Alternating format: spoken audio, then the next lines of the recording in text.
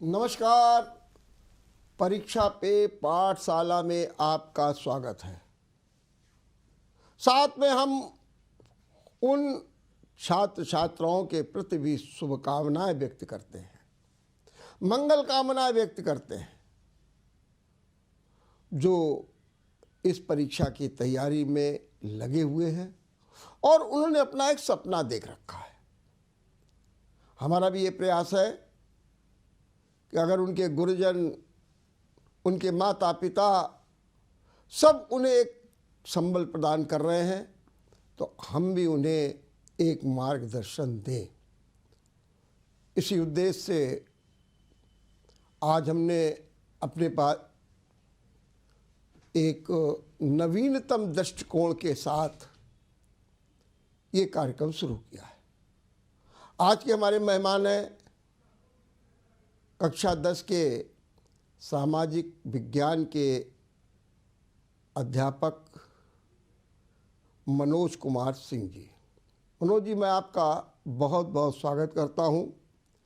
Manoj ji university शिक्षा निकेतन में निरंतर अध्यापन कार्य कर रहे हैं और सामाजिक विज्ञान में उनकी विशेष रुचि भी है। सामाजिक विज्ञान एक ऐसा विषय है, पहले तो ये कई भागों में बटा हुआ था, लेकिन अब इसमें इतिहास भी है, भूगोल भी है, अर्थशास्त्र भी है और साथ में जो पॉलिटिकल साइंस, जिसे हम लोग सिविक्स बोलते हैं, नागरिक शास्त्र बोलते हैं, वो भी है। ये 4 खंड का प्रश्न पत्र, तरीका वही 70 नंबर का, 20 नंबर का वस्तुनिष्ठ और उसके बाद जो है 50 नंबर में वर्णनात्मक, लघु और दीर्घ प्रश्नों के हल करने को आते हैं। एक बारगी में अगर आप इसका सिलेबस देखें तो लगता है कि इसके सिलेबस में तो पूरा अंतर्राष्ट्रीय जगत है। अब सवाल ये भी पूछा जाता है कि अंतर्राष्ट्रीय मुद्रा कोष की स्थापना कब की गई। कक्षा 10 का विद्यार्थी है, एक वैश्विक ज्ञान, हालांकि आज हमारा वैश्विक ज्ञान बढ़ गया है, हमारी टेक्नोलॉजी ने पूरे विश्व को एक गांव का रूप दे दिया है, लेकिन फिर भी उसका विस्तार, उसका गहन अध्ययन बड़ा जरूरी होता है। तो आज हम बच्चों को बताएंगे कि ऐसे गहन अध्ययन वाले विषय को कैसे आप सरलता के साथ उसके साथ सामंजस्य करें। और इसके लिए हमारे साथ में मनोज जी हैं। मनोज जी, अभी मैं सुन रहा था कि जो एनसीईआरटी का जो नया पाठ्यक्रम आया है वो कक्षा 10 के छात्रों के लिए बिल्कुल अलग कर गया। अगर कोई बच्चा 9th का ही पुस्तक लेकर के काम चलाना चाहे तो नहीं चला सकता है, क्योंकि नए दिशा निर्देश के तहत इस साल एनसीईआरटी का कोर्स आ गया है और उसमें कुछ चैप्टर हटा भी दिए गए। क्या कहना है आपका? बिल्कुल सही है। जिस प्रकार से हम लोग सामाजिक विज्ञान विषय के संदर्भ में चर्चा कर रहे हैं और सरकार की जो न्यू एजुकेशन पॉलिसी के तहत जिसमें अनेक बदलाव भी हम लोग लगातार निरंतर देख भी रहे हैं, जिसमें कभी कभी छात्रों को थोड़ा सा भ्रम भी स्थिति बनती है बीच बीच में कि आखिर किस विषय के कौन से पाठों को, लेसन्स को पढ़ें, कौन से छोड़ें। तो ऐसे में कभी हमें इसमें सतर्क रहने की भी आवश्यकता है। तो हमारा प्रयास ये रहता है कि जो विद्यालय हैं, संस्थान हैं, वो यूपी बोर्ड की साइट में जा करके और एग्जैक्टली जो इस बार का सिलेबस निर्धारित किया गया है उन पाठों पर बच्चों को जो है उनको सूचित करें और समय रहते अपना पाठ्यक्रम भी पूरा करें, क्योंकि कोरोना काल के समय बड़े बदलाव हुए और ऐसे में कई बार पाठों को कम किया गया, बाद में कुछ पाठ बदले भी गए। तो ऐसे में छात्र काफी भ्रमित भी रहते हैं कि आखिर ये इस बार सिलेबस में ये लेसन आ रहा है कि नहीं आ रहा है। तो ऐसी स्थिति में शिक्षकों का बड़ा दायित्व है, विद्यालयों का बड़ा दायित्व है कि छात्रों को उचित मार्गदर्शन कर और उनको बिल्कुल निश्चित रूप से ये सूचित करें कि इस बार के पाठ्यक्रम में, इस बार के बोर्ड एग्जाम में इन पाठों का अध्ययन है। तो और क्या किस आपके में तो चार है, जी इतिहास भी है, भूगोल भी है, अर्थशास्त्र भी है जी और नागरिक शास्त्र भी है, ये कहेंगे जी किस जो है खंड में या किस विषय में बदलाव आया है इस बार? जैसे कि कोरोना काल में हम लोग जिस प्रकार से सिलेबस में बहुत मूलभूत बदलाव हुए थे, सिलेबस को काफी कम करके बच्चों के सामने लाया गया था। लेकिन इस बार जो है विगत वर्ष भी ये प्रयास था कि कुछ चैप्टर्स ऐड किए गए जी थे, जी जी और इस वर्ष भी चैप्टर जो हैं ऐड किए गए हैं और कुछ चैप्टरों को उसकी जगह पे लाया भी गया है। लाया भी गया। जैसे वर्तमान में हम लोग बात करें तो जैसे एक चैप्टर था print culture and modern writers, तो ये लेसन लास्ट ईयर नहीं था जी और वर्तमान में इसको ऐड कर दिया गया है। और ऐसे ही एक चैप्टर था आपका आउटकम्स ऑफ डेमोक्रेसी, तो चैलेंजिंग ऑफ डेमोक्रेसी, हाँ, चैलेंजिंग ऑफ डेमोक्रेसी जी। तो इस बार जो है चैलेंजिंग ऑफ डेमोक्रेसी को हटा करके आउटकम्स ऑफ डेमोक्रेसी को ही माने कि लोकतंत्र के परिणाम, जी ऐसे इसको रखा गया है। इसको रखा गया है जी जी जी। आउटकम्स ऑफ जो है, तो ये छात्रों को बड़ा सजग होकर के इसका अध्ययन करना है। और ये भी है कि उसमें 2-3 चैप्टर और हटाए गए हैं, जिसमें एक चैप्टर जो है लोकतंत्र की विविधता का, हाँ उसका भी शायद हटाया गया है, हाँ उसी में और शायद संघवाद भी हटा दिया गया है। फेडरलिज्म तो है, फेडरलिज्म है। इसमें पावर शेयरिंग का एक चैप्टर और दूसरा संघवाद, ठीक। ये दोनों ही चैप्टर इस बार आ रहे आ रहे हैं। और महत्वपूर्ण। ठीक बात। हाँ। ये बताइए कि जैसे मान लीजिए हम आपसे इतिहास की बात करें, जी तो इतिहास में कितना एरिया लिया गया है, हाँ ये बताइए जरा, कहाँ कहाँ के चैप्टर्स हैं जिनको विद्यार्थियों को पढ़ना है? देखिए, जैसे कि आपने अभी शुरुआत में कहा कि एनसीईआरटी पैटर्न को यूपी बोर्ड ने अडॉप्ट कर लिया है, उसको एक तरह से आत्मसात कर लिया है। जी जी क्योंकि जिस प्रकार से पहले हमारा जो स्टेट बोर्ड चलता था उसमें बहुत हद तक हमारे विषयों में जो हम लोग प्राचीन भारत का इतिहास, मध्यकालीन भारत का इतिहास और आधुनिक भारत का इतिहास, हाँ, 3 थे। ये हमारा पूरा का पूरा भारतीय इतिहास पर आधारित ही विषय होता था, पाठ्यक्रम रहता था। तो एक बदलाव जो इस समय बच्चों को मिल रहा है वो काफी नया है, क्योंकि इसमें हम न सिर्फ भारत के इतिहास का अध्ययन करते हैं, इसके अलावा हम अंतर्राष्ट्रीय जगत के अनेक पहलुओं को भी इसमें अध्ययन में लाते हैं। तो इसमें छात्रों को काफी सजग होकर के अध्ययन करना है। बहुत इतिहास होता वो पूरा भारत का प्राचीन, मध्ययुगीन और आज का, ये सब पूरा पढ़ना पड़ेगा विद्यार्थी। ना अब इसमें जो मैंने बताया कि अभी जो चैप्टर्स इसमें आ रहे हैं जिसको हम यूनिट 1 कहते हैं, जी हाँ जी। तो यूनिट 1 जो है ये इतिहास का भाग है। जी जी हाँ, वही मैं कह रहा हूँ। बिल्कुल। तो यूनिट 1 के भाग में यदि हम देखें, मार्क्स का वैल्यूएशन करें तो ये 20 नंबर का होता है। जी जी। और इस 20 नंबर के मार्क्स में एक चैप्टर जिसकी शुरुआत जो पहली होती है वो rise of nationalism in Europe से है। यूरोप से। हाँ, यूरोप। तो इस वजह से बच्चों को जब शुरुआत करनी होती है तो बड़े वो एक नए इतिहास की तरफ जाते हैं, तो बड़ा उनके लिए सब कुछ ऐसे चीजें नहीं होती है। यदि शिक्षक ने ध्यान से नहीं पढ़ाया, उनका गहराई से अध्ययन नहीं किया, तो विषय को वो समझने बड़े अक्षम होंगे। तो यहाँ पर शिक्षक की भूमिका बहुत बढ़ जाती है। तो ये जो यूरोप के कुछ देश रहते हैं कि समूचा यूरोप रहता है? हाँ, बहुत अच्छा प्रश्न है आपका। तो यहाँ पर हम ये समझना चाहेंगे, क्योंकि इसमें जो पार्ट है वो नेशनलिज्म है, राष्ट्रवाद है। राष्ट्रवाद, यूरोप में राष्ट्रवाद का उदय। तो अब चूंकि छात्रों को ये शिक्षा देनी है कि आखिर राष्ट्रवाद क्या है, तो राष्ट्रवाद के उदय की जो संकल्पना है उसको हम ऐसा माना जाता है कि यूरोपीय दृष्टिकोण में अलग अलग देशों से इसको देखा गया है, जिसमें फ्रांस है, जर्मनी है, इटली है। राष्ट्रवाद का मुद्दा लिया गया, राष्ट्रवाद का मुद्दा लिया और गया। भारत में भी राष्ट्रवाद की बात की जा रही है। बिल्कुल बिल्कुल। और इसके बाद इसमें अब ये देखिए कि जैसे हम जब राष्ट्रवाद की बात करते हैं तो हम यूरोप के राष्ट्रवाद को पहले पढ़ाते हैं, और भारत के राष्ट्रवाद को बाद में लेते हैं। तो यदि शिक्षक की भूमिका इसमें इतनी अधिक हो जाती है कि यदि उसने राष्ट्रवाद को समझाते समय एक इतिहास में राष्ट्रवाद है। जी बिल्कुल बिल्कुल, और कुछ नहीं है। बिल्कुल। जो सबसे बड़ी बात यह है कि राष्ट्रवाद ही इसमें है। हाँ, राष्ट्रवाद के साथ साथ जो आगे के चैप्टर्स हैं जिसमें आपका आता है मेकिंग ऑफ ग्लोबल वर्ल्ड। जी जी। तो जो ग्लोबल वर्ल्ड की जब बात होती है तो उसमें अनेक ऐसे विषयों को जोड़ा गया है जहां पर हम विश्व की अनेक घटनाओं को, बदलते हुए परिवेश को, या दुनिया का जो आपस में इंटरकनेक्शन है, इनका हम अध्ययन करते हैं। तो अलग अलग घटनाओं को इसमें हम रिलेट करते हैं। तो काफी हद तक हमारी जो हिस्ट्री है, हमारा जो इतिहास है, वो राष्ट्रीय अंतर्राष्ट्रीय दोनों घटनाओं को आपस में जोड़ने का प्रयास करता है। तो अच्छा, इसी प्रकार से जब हम आते हैं भूगोल में, उधर क्या कहते हैं भारत दो, भारत दो का क्या मतलब है? समकालीन भारत दो, इसका क्या मतलब?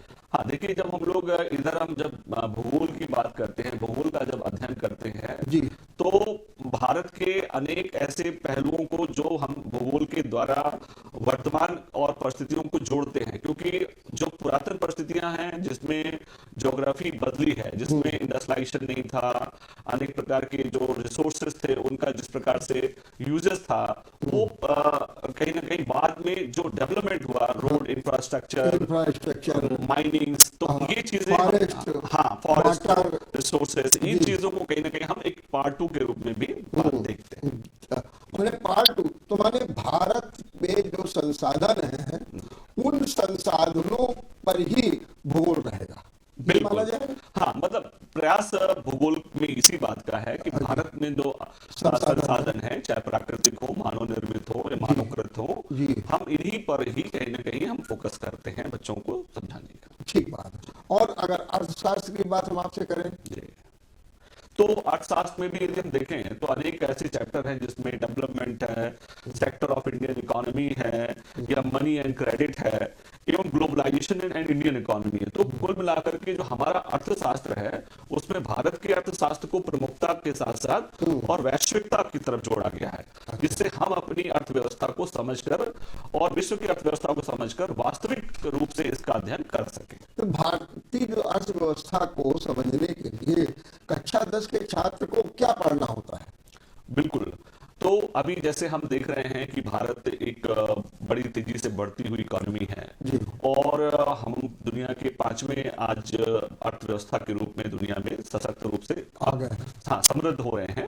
और आदरणीय जो हमारे प्रधानमंत्री मोदी जी जो हैं वो इसमें कहीं अग्रता और प्रगता के रूप में देखे जा रहे हैं। तो कहीं हम एक बदलते भारत की तस्वीर में अर्थव्यवस्था का बहुत बड़ा योगदान पाते हैं। तो ये जो अर्थव्यवस्था है कक्षा 10 के बच्चों में, जैसे हम देख रहे हैं कि आज एंटरप्रेन्योरशिप जो है, और जैसे आप देखते हैं कि अक्सर सरकार ये कहती है कि नहीं जो है स्किल जो है डेवलपमेंट, तो स्किल डेवलपमेंट को हम अर्थव्यवस्था से जोड़ सकते हैं। तो हमारे संसाधन क्या क्या हैं, संसाधनों में हम माने एक जो है स्किल वाला है, जैसे आप सामान्य रूप से स्टार्टअप कह सकते हैं, बिल्कुल, मेड इन इंडिया कह सकते हैं, बिल्कुल, वन डिस्ट्रिक्ट वन प्रोडक्ट कह सकते हैं, बिल्कुल, यही चीजें तो आएगी ना। बिल्कुल, और हम भारत को समझने के लिए, और इसमें साथ में एक ये भी है कि राइट्स ऑफ द कंज्यूमर, उपभोक्ता के अधिकार भी है इसमें। बिल्कुल, राइट्स ऑफ कंज्यूमर, बिल्कुल। तो माने ये भी एक चीज है। हाँ, ये भी मतलब हमें वास्तविक रूप में हमें नियम विधान और जो भी हमारे चारों तरफ जो होता है उसमें हमें सजग रहना है। जो एक सामान्य नागरिक है वो अपने अधिकारों के प्रति सजग हो और एक अच्छा कह सकते हैं कि देश में जो एक वातावरण है वो बने। और दूसरी इसी प्रकार से नागरिक शास्त्र में बिल्कुल मुख्य फोकस लोकतंत्र पर है, डेमोक्रेसी पर। हाँ, लोकतंत्र को अल्टीमेटली हम ये कह सकते हैं कि जो नागरिक शास्त्र है, जिसे आपने पॉलिटिकल साइंस के रूप में परिभाषित किया, तो ये बाय प्रोडक्ट वो एक प्रकार से है पॉलिटिकल साइंस ही। तो ये हम माने कि जो नागरिक शास्त्र है वो वास्तव में हमें नागरिक बनने की एक पाठशाला है, एक प्राथमिक चरण है। और इसमें छात्रों को इस बारे का अध्ययन कराया जाता है कि कैसे हम एक अच्छे नागरिक बने। और नागरिक बनने के नाते यदि हमें शासन में, प्रशासन में यदि भागीदारी करनी हो तो हमारे पास एक आधारभूत या प्रारंभिक ज्ञान हो जिससे हम एक अच्छे नागरिक के रूप में अपना दायित्व निभा सकें। तो ये सामाजिक विज्ञान वास्तव में एक अच्छे नागरिक निर्माण का ही एक विषय है, बिल्कुल, कि उसके अनुसार व्यक्ति करें। अब आपको ये हमें बताइए कि ये सामाजिक विज्ञान का पेपर जिसमें 4 खंड माने 4 विषय, तो इसका अध्ययन कैसे विद्यार्थी करे, कौन कौन से कैसे चैप्टर्स ले ले इतिहास में, इकोनॉमिक्स में, जिन पर उनका फोकस रहे, पढ़े और उनको हल करें, उनको अच्छे नंबर मिल जाए। बिल्कुल, बहुत अच्छा प्रश्न है, छात्रों हित में है जी। और जैसे कि अभी हम लोगों ने चर्चा की कि इस बार या भी जो सिलेबस अब आया है जी। ये एनसीईआरटी बेस्ड है। ठीक। और जिस प्रकार से इतिहास का हम लोग अध्ययन यहाँ पे कर रहे हैं, तो मैंने पहले ही बताया आपको कि इसमें शिक्षकों की और विद्यालय की बहुत भूमिका हो जाती है। क्योंकि यदि एक छात्र को एक सामान्य आप किताब दे दीजिए तो हो सकता है उसको समझने में कहीं कहीं दुविधा हो कि आखिर ये टर्म क्या है, ये शब्द क्या है। एक रट करके लिखना, ये हो सकता है कुछ लोगों में क्वालिटी हो, लेकिन यदि हम वही चीजों को समझकर और रट कर समझकर लिखें तो हम ज्यादा अच्छे अंक ला सकते हैं। तो ऐसे में अब उन छात्रों के बारे में विचार करें जहां शिक्षा का प्रॉपर माहौल नहीं है या कहीं ना कहीं उनको अच्छे शिक्षक या अध्यापक या विद्यालय नहीं है, तो ऐसे में विषय में कैसे अंक लाएं, ये एक प्रश्न अच्छा बनता है यहाँ पर। तो मैं ये कह सकता हूं कि यदि आप अपने पूर्व जितने भी गत वर्ष के प्रश्न पत्र हैं उसमें से लास्ट 2-3 ईयर्स के अनसॉल्व जो है आप प्रयास करिए सॉल्व करने का, और उसमें से ऐसे प्रश्नों का चयन करिए जो कहीं ना कहीं रिपीट भी होते हैं जी। और इस तरह से यदि हम उनका सेलेक्टिव अध्ययन करते हैं जी।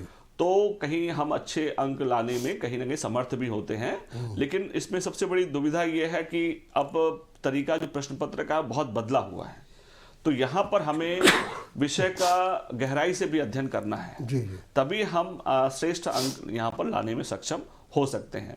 तो जैसे प्रश्न है कि भाई अब क्या कितना अध्ययन करें, तो मैं यही कहूंगा कि यदि आप इतिहास का अध्ययन कर रहे हैं तो पहले के जो 3 चैप्टर हैं जी, उनको आप यदि आप 100% कर लेते हैं या 80% भी कर लेते हैं तो ये मान के चलिए कि आपके 70% मार्क्स उस पहले यूनिट में आ सकते हैं जी। और ऐसे ही मैं सिविक्स में भी कहूंगा कि आप इतिहास में पहले 3 चैप्टर बिल्कुल जी जी। और दूसरे भूगोल में, हाँ भूगोल के भी मैं ये कहूंगा कि भूगोल में आप एक चैप्टर आपका है इसमें रिसोर्स एंड डेवलपमेंट, और एक चैप्टर है एग्रीकल्चर, और एक चैप्टर है मिनरल एंड एनर्जी रिसोर्स और मैन्युफैक्चरिंग इंडस्ट्रीज।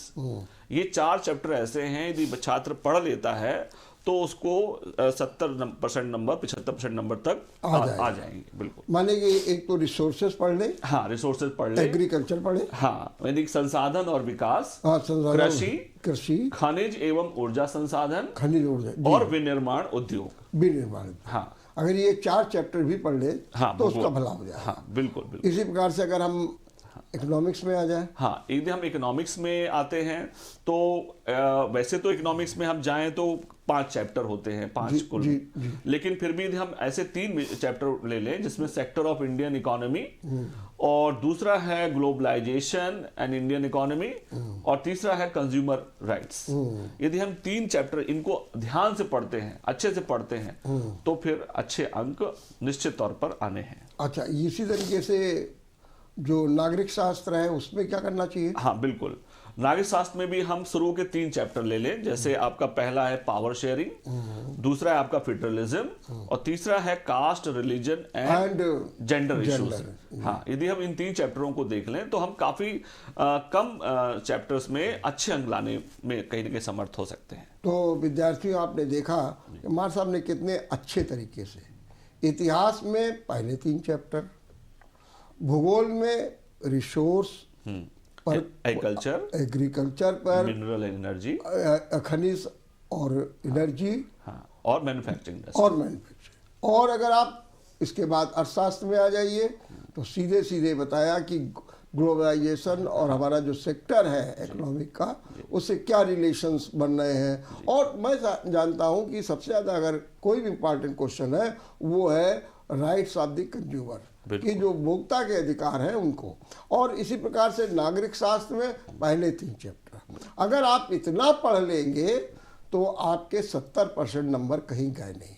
और अगर 70% नंबर आपके इसमें आ जाए, ये जो पेपर हो रहा है 30% नंबर आपको तो आपके जो घरेलू एग्जामिनेशन है जिसको मैं कहूँगा, या प्री पोर्ट एग्जामिनेशन जिसको आप बोलते हैं, तो उसमें 30 में तो अच्छे नंबर मिलते ही हैं। और ये मिल जाए तो आपका जो है ग्रेडिंग बहुत अच्छी हो जाएगी और आप बहुत अच्छे नंबर पा लेंगे।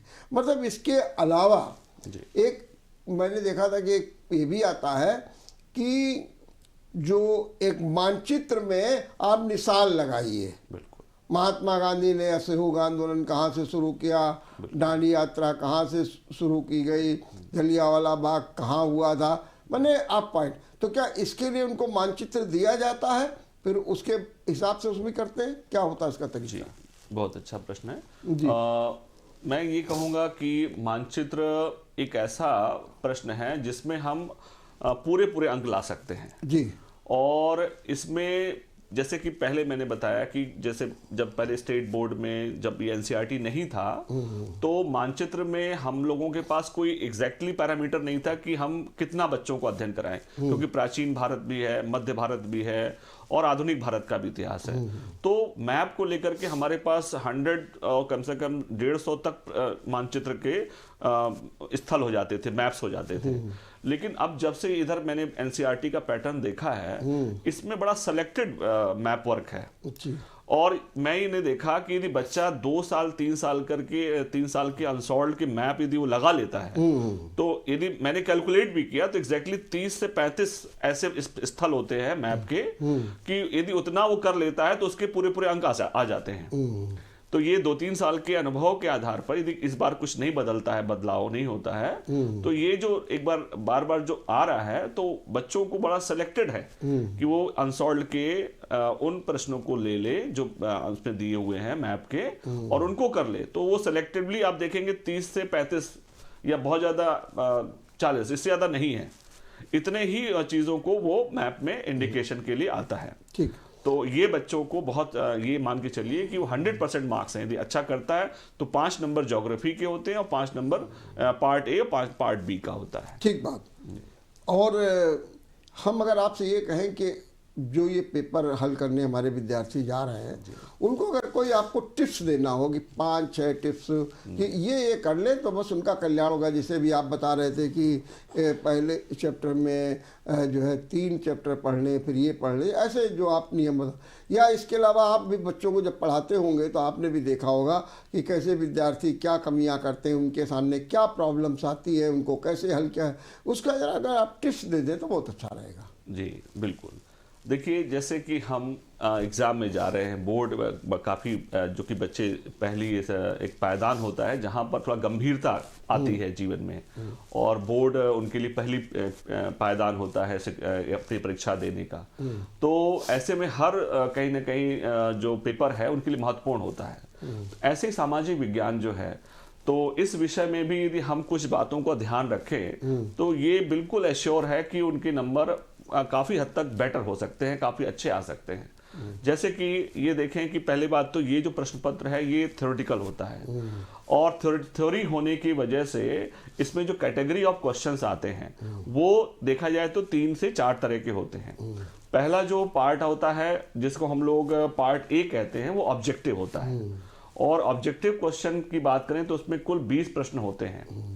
तो 20 प्रश्नों में आप ये मान के चलिए कि 10 पार्ट जिसको आप हिस्ट्री और सिविक्स कहते हैं, 10 क्वेश्चन उससे आते हैं और 10 प्रश्न ज्योग्राफी और इकोनॉमिक्स से आते हैं। तो 20 नंबर हमारे बहुत सॉलिड होते हैं। यदि हमने थोड़ा सा किताबों के एक्सरसाइज के पीछे से या अनसॉल्व से प्रश्न करके किए हैं तो हम इसमें पूरे पूरे अंक ला सकते हैं।